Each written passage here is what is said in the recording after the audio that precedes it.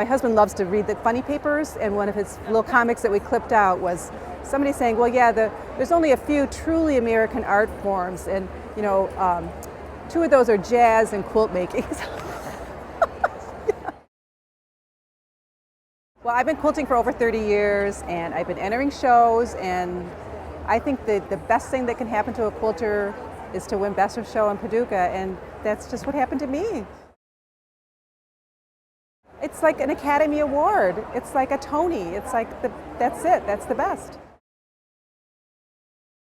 I actually love looking at textiles from all around the world, and that's what I use for my inspiration. And Paisley Peacock, the peacock, I saw a chintz fabric from India that had that idea of a peacock turning into a paisley.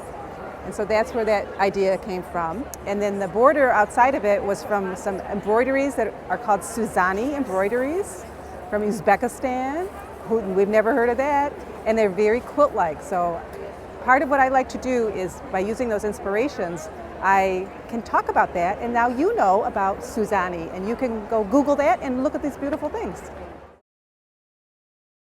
The internet is just fabulous because you can research anything, and I love being on Facebook and connecting with, I have quilting friends now all over the world that we can keep in touch that way. So yeah, even us older people are into Facebook. My daughters signed me up a few years ago, and so I have lots of friends. I have been coming down to Paducah since the late 1980s. So my sister Sue Nichols and I won Best of Show in 1998 with the Beatles quilt. And then in 2004, we won the Machine Workmanship Award for the Space Quilt. So both of those are in the National Quilt Museum now. We love Paducah. I had barbecue with Larry, Daryl, and I had strawberry shortcake from the Boy Scouts. And we just love coming down here. We love the people. We love this town. So.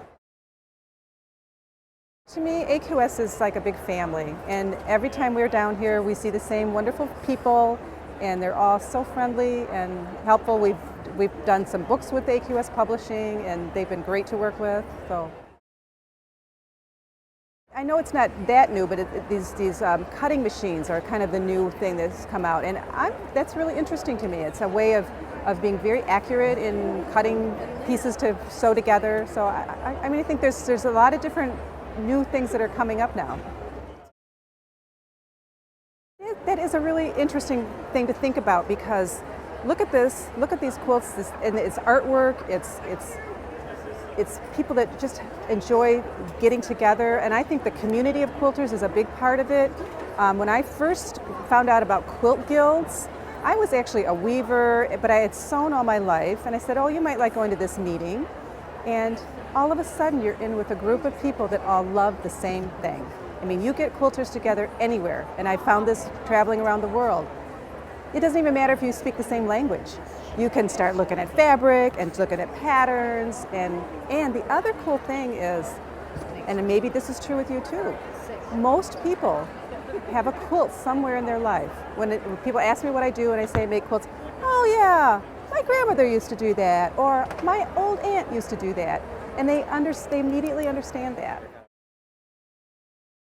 Go back home and find a quilt shop in your area, find a guild in your area. There's so many wonderful teachers that travel around teaching workshops. Take as many of those as you can, because everybody's going to find a different thing that they like to do. And it's all out there. There's great books.